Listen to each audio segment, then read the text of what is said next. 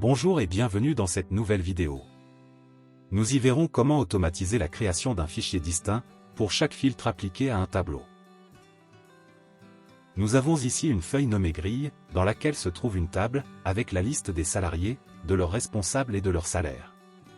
Nous souhaitons faire parvenir à chacun des managers le tableau avec uniquement les données de leurs salariés, afin qu'ils complètent la colonne proposition. Le nom de ce tableau est salaire. Nous allons mettre en place une procédure qui permettra de réaliser ce que nous souhaitons. Par l'onglet Développeur, dans le groupe Code, nous accédons à Visual Basic. L'éditeur s'ouvre, et par un clic droit dans le volet Projet à gauche, nous obtenons un menu contextuel, dans lequel nous choisissons l'option Insertion, puis Module. L'éditeur de code apparaît vide. Je vous passe la partie de la saisie de la macro, que nous allons parcourir ensemble pour la comprendre. Nous débutons par l'instruction sub, suivie du nom que nous souhaitons attribuer à notre procédure.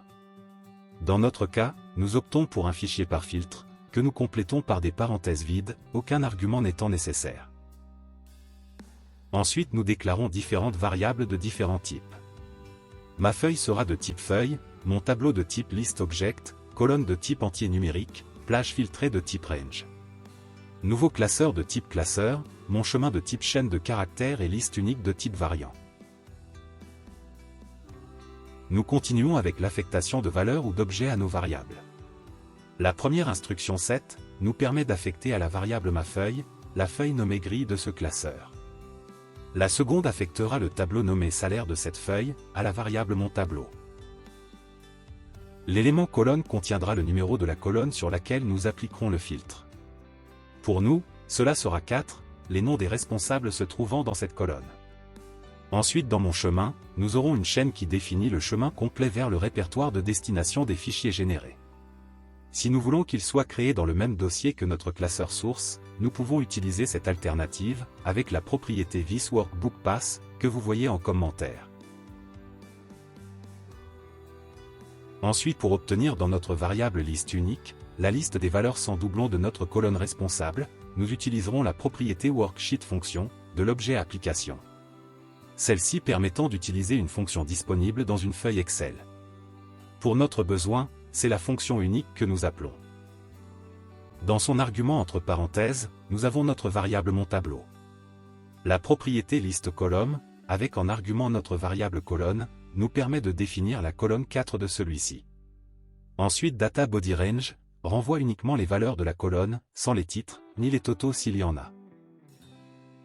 L'instruction suivante, application.screen updating égale false, permet d'empêcher l'actualisation de l'écran. Nous la mettons en commentaire dans un premier temps pour visualiser le résultat sans celle-ci. Nous continuons le code par la mise en place d'une boucle, avec l'instruction for suivie de each, d'une variable nommée cellule, de in et de notre variable liste unique. Concrètement, nous parcourons chaque valeur de liste unique, et nous leur appliquerons les instructions suivantes. Nous commençons en filtrant notre variable mon tableau. Nous utilisons la méthode rangeAutoFilter, dont l'argument field sera égal à la valeur de notre variable colonne, et l'argument criteria 1, à la valeur de cellule. Dans la ligne suivante, nous affectons à la variable plage filtrée, le résultat du filtre effectué à la ligne précédente, soit la plage des données visibles de notre tableau. Ensuite nous testons si notre variable ne contient aucune donnée. Si c'est le cas nous ne faisons rien. Sinon les instructions après le else seront exécutées. Dans la première de celles-ci, nous affectons un nouveau classeur, un nouvel objet classeur qui est créé par la méthode workbook add et qui devient le classeur actif. Ensuite nous allons procéder à la copie des données dans notre nouveau classeur. Pour les en-têtes, nous utilisons la méthode header_row_range_copy.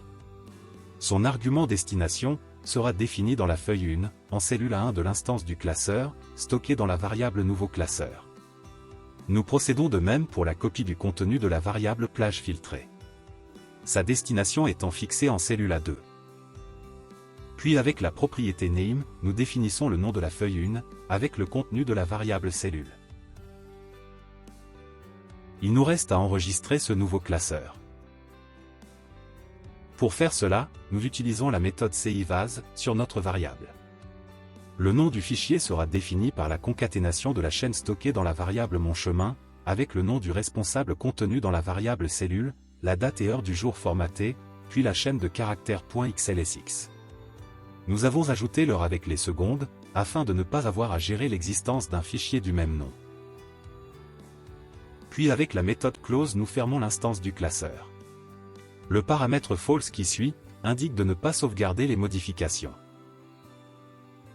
L'instruction endif clôture l'instruction conditionnelle que nous avions ouverte. Ensuite nous vidons la variable plage filtrée. L'instruction nextCellule permet de continuer la boucle for, en passant à l'élément suivant dans la variable liste unique. Comme précédemment, nous mettons provisoirement en commentaire l'instruction d'actualisation de l'écran. Nous continuons avec les lignes de code suivantes qui suppriment le filtre sur notre tableau, puis en affichant un message lorsque les fichiers sont générés, et terminons avec une dernière ligne, endSub, qui termine la procédure. Nous fermons la fenêtre. Nous avons un message nous indiquant que l'enregistrement automatique n'est plus actif pour ce classeur, nous devrons l'enregistrer dans un format supportant les macros. Pour le moment, cela n'est pas nécessaire. Nous le fermons. À présent nous allons tester notre code et voir son résultat. Dans l'onglet Développeur nous cliquons sur l'option Macro. Dans la fenêtre suivante apparaît notre procédure un fichier par filtre. Avant de l'exécuter et afin de visualiser le résultat, nous mettons côte à côte notre classeur, avec la fenêtre de l'explorateur de fichiers, positionnée sur le dossier que nous avons défini dans la variable monChemin. Celui-ci est vide pour le moment. À présent, notre procédure sélectionnée, nous cliquons sur Exécuter. Nous voyons l'actualisation de l'écran à chaque étape de la création de chaque classeur, et nous voyons apparaître les fichiers au fur et à mesure dans le dossier. Ils sont nommés avec le nom du responsable et la date de la création.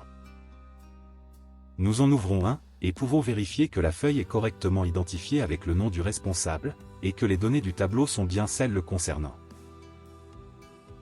Retournons dans le code par la fenêtre macro, en cliquant sur Modifier. Nous activons les instructions application Screen Updating que nous avions précédemment mis en commentaire.